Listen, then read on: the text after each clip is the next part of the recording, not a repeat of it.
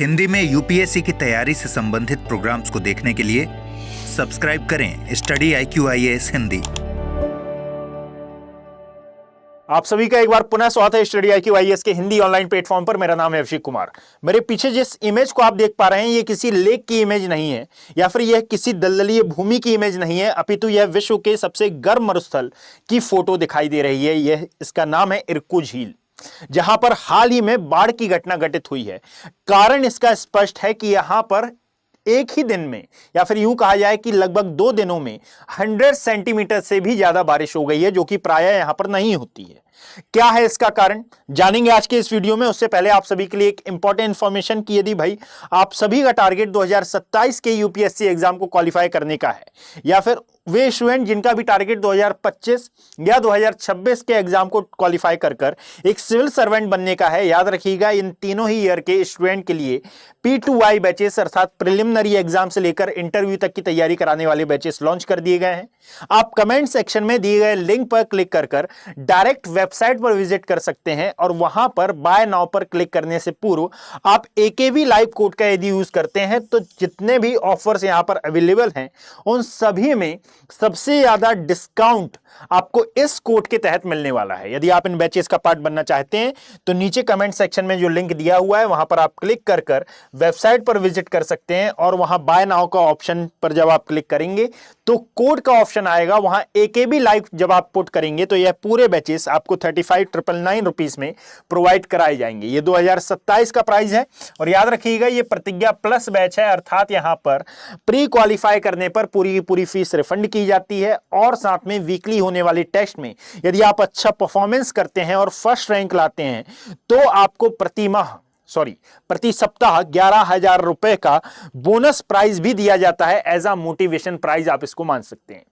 शुरू करते हैं आज का ये वीडियो। पहली बात कि भाई ऐसा क्यों बताया जा रहा है कि सहारा मरुस्थल में ये बाढ़ की घटना देखी गई है। जैसा कि आप मेरे पीछे देख पाएंगे कि ये पूरा सहारा डेजर्ट वाला एरिया है, यानी कि पूरा मरुस्थलीय क्षेत्र है। और मरुस्थलीय क्षेत्र एक ऐसा क्षेत्र होता है जहां पर 5 से 10 सेंटीमीटर यानी कि औसत वर्षा की जितनी आवश्यकता होती है उससे कम यदि रेनफॉल हो रहा है तो वहां की मृदा धीरे धीरे शुष्क होती जाती है। और जब यही प्रक्रिया कई हजार वर्षों तक, कई 100 वर्षों तक निरंतर तौर पर चलती रहती है तो एक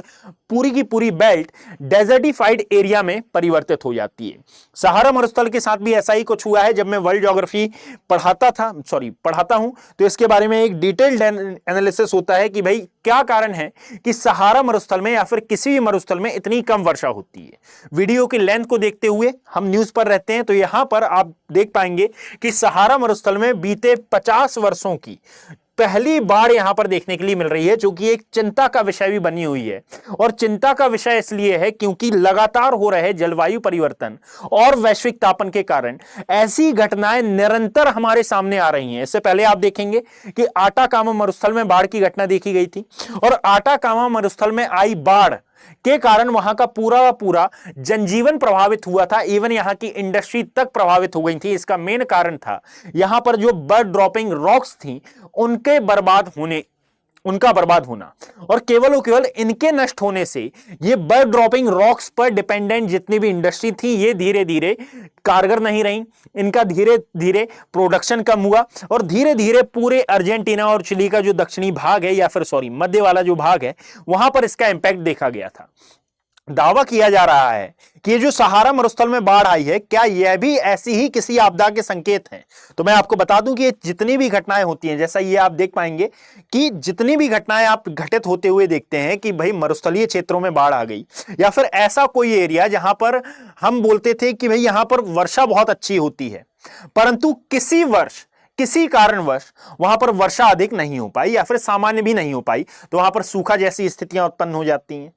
यह बात आपके जहन में अच्छे से होगी कि इन सभी का कारण वर्तमान कंटेक्स्ट में मानवीयकृत जो प्रदूषण है या फिर जो इंडस्ट्रियलाइजेशन है इसको माना जाता है।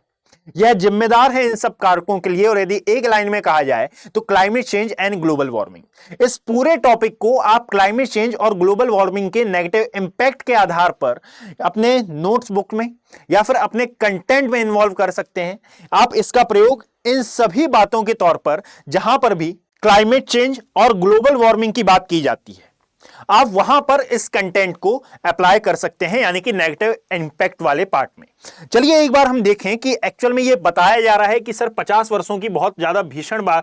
बाढ़ है ये, और इसके कारण जो एरिया प्रभावित हुआ है, याद रखिएगा इसका नाम है इरुक्कू लेक, जो कि आती है बेसिकली एटलस माउंटेन के दक्षिणी भाग में। और यदि आप देखेंगे तो प्लेसेस के आधार पर दो प्लेसेस इंपॉर्टेंट हो जाती हैं, एक है जगोरा और एक है टाटा प्रांत, है ना। जब आप इसके नीचे वाले भाग को देखते हैं, यानी कि एंटी एटलस वाला जो पोर्शन है, उसके समीप ये आपको मौजूद दिखाई देती है, और हाल ही में 2 दिन से हो रही बारिश के कारण ये न्यूज में है। जरा इसके एरिया पर यदि हम डिस्कस करें तो यह है पूरा सहारा मरुस्थल वाला डेजर्टिफाइड एरिया, जो कि आप मैप में देख पा रहे हैं। यह प्रारंभ होता है मॉरिटानिया क्षेत्र से, या फिर इसी के उत्तर में आपको वेस्टर्न सहारा वाला पार्ट दिखाई देगा, और यह आता है सूडान तक। सूडान ये पूरा एरिया है, इसमें उत्तरी सूडान वाले पोर्शन में एक्चुअल में सहारा मरुस्थल का विस्तार है, और यह सीमा बनाता है, यानी कि पूरा इजिप्ट में भी है, और यह सीमा बनाता है लाल सागर के साथ, यानी कि एक प्रकार से यह अटलांटिक महासागर से प्रारंभ होते हुए लाल सागर तक आता है। और ये जितने भी हाईलाइट किए हुए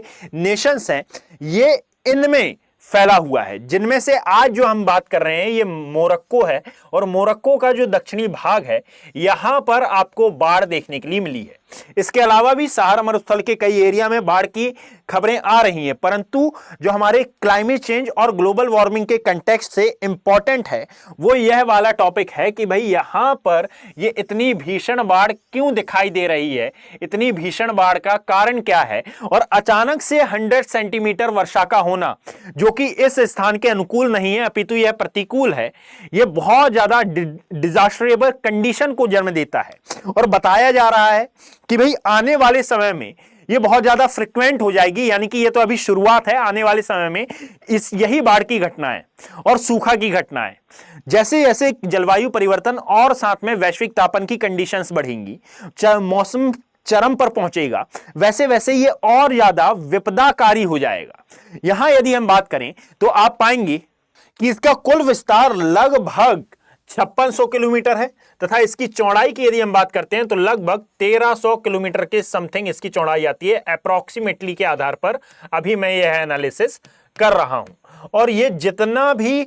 जो कुछ भी आपदाएं आई हैं यहां पर, इसका केवल और केवल एक कारण है कि लगातार वैश्विक तापन के कारण जो सी सरफेस का टेम्परेचर बढ़ रहा है, और इसके कारण जो ट्रॉपिकल साइक्लोन आते हैं उनकी इंटेंसिटी में जैसे जैसे वृद्धि हो रही है, तो जैसे जैसे उष्णकटिबंधीय चक्रवातों में वृद्धि हो रही है, यहां पर संघनन की गुप्त ऊष्मा में परिवर्तन हो रहा है। संघनन की गुप्त ऊष्मा में परिवर्तन के कारण आप पाते हैं कि जो वर्षा है, इस वर्षा की इंटेंसिटी में भी बढ़ोतरी हो रही है, और यही वर्षा की इंटेंसिटी में परिवर्तन ही एक प्रकार से कारण है कि वेस्टर्न सहारा और मोरक्को वाले एरिया में मूसलाधार बारिश वर्तमान में आपको दिखाई दे रही है। तो इसका जो जिम्मेदार कारक माना जा रहा है, याद रखिएगा, यह उष्णकटिबंधीय चक्रवात और साथ में जो वायुमंडलीय नमी है, इसके बढ़ने को भी इसका मेन कारण बताया जा रहा है। और कहा जा रहा है कि यदि ये इसी प्रकार से होता रहा, तो जैसे अभी आपने देखा होगा कि यूएसए में एक चक्रवात आया है ना, और लगातार ये जो चक्रवातों की इंटेंसिटी में आप बढ़ोतरी देख रहे हैं,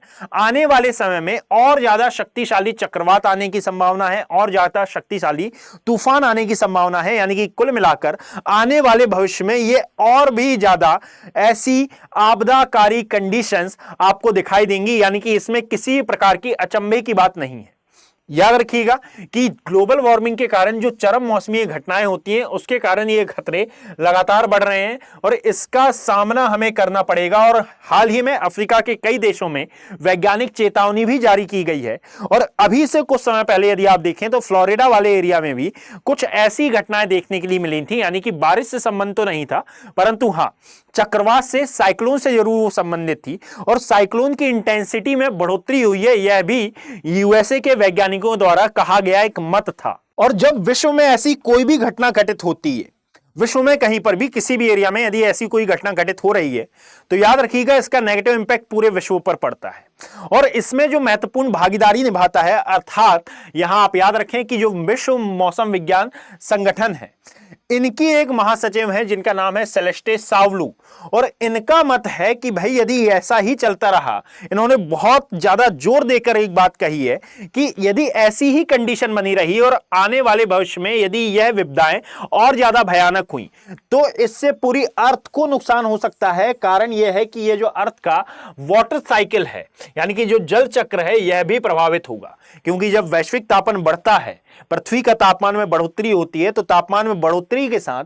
जलवाष्पन की एक्टिविटी भी होती है, संघनन की गुप्त ऊष्मा में भी परिवर्तन होता है। तो कई एरिया ऐसे रहेंगे जहां पर बारिश अधिक नहीं होनी चाहिए थी परंतु अधिक हो रही है, लाइक सहारा डेजर्ट, और कई ऐसे एरिया रहेंगे जहां पर बारिश अधिक होनी चाहिए थी परंतु औसत से भी कम होती है। तो यहां पर बाढ़ और सूखा की समस्याओं का जन्म लेना एक लाजमी सी समस्या बन जाएगी, और यदि इसे नहीं रोका गया तो आज सहारा मरुस्थल चपेट में है, कल और भी ऐसे कई एरिया हमारे सामने प्रस्तुत होंगे जिसको हम देखकर बोल रहे होंगे कि भाई जब हमारा जीवन चला करता था या फिर जब हम अपनी यूपीएससी की प्रिपरेशन किया करते थे तो ऐसी एक घटना घटित हुई थी जो कि बहुत ही ज्यादा हाइप क्रिएट की हुई थी, परंतु आज ये एक सामान्य बात है। यानी कि ज्यादा नहीं, मैं 2050-2060 तक की बात कर रहा हूं। क्लाइमेट चेंज और ग्लोबल वार्मिंग दो ऐसे कंटेक्स्ट हैं जो कि बहुत तेजी से हमारे पूरे के पूरे क्लाइमेट को चेंज कर रहे हैं, और इसीलिए कहा जाता है कि यदि मान लीजिए आपको इन सभी समस्याओं से, जब सहारा मरुस्थल नहीं बचा तो फिर अन्य चीजें क्या है, तो यदि ऐसी समस्याओं से हमें निपटना है तो हमको क्लाइमेट चेंज और ग्लोबल वार्मिंग के कंटेक्स्ट में बहुत ज्यादा सजगता के साथ कोई निर्णय लेना पड़ेगा। आपके लिए ये पूरा topic current point of view से काफी इंपॉर्टेंट है। इसको आप यदि डाउनलोड करना चाहते हैं इसकी पीडीएफ को, तो आप geography bye Abhishek Kumar Telegram channel से इसको डाउनलोड कर सकते हैं। आफ्टर अपलोडिंग द वीडियो ये पूरा का पूरा पीडीएफ, पूरी की पूरी पीडीएफ इस चैनल पर अपलोड कर दी जाती है। और यदि किसी प्रकार के कोई भी डाउट है, जैसे किसी भी यदि आपको कोर्स से ज्वाइन होना है या फिर कुछ अन्य डाउट जिस टॉपिक पर आप स्पेसिफिक वीडियो चाहते हैं, तो आप वहां पर भी सजेस्ट कर सकते हैं, अन्यथा कमेंट सेक्शन में भी आप बता सकते हैं। धन्यवाद। हिंदी में यूपीएससी की तैयारी से संबंधित प्रोग्राम्स को देखने के लिए सब्सक्राइब करें स्टडी IQ IAS हिंदी।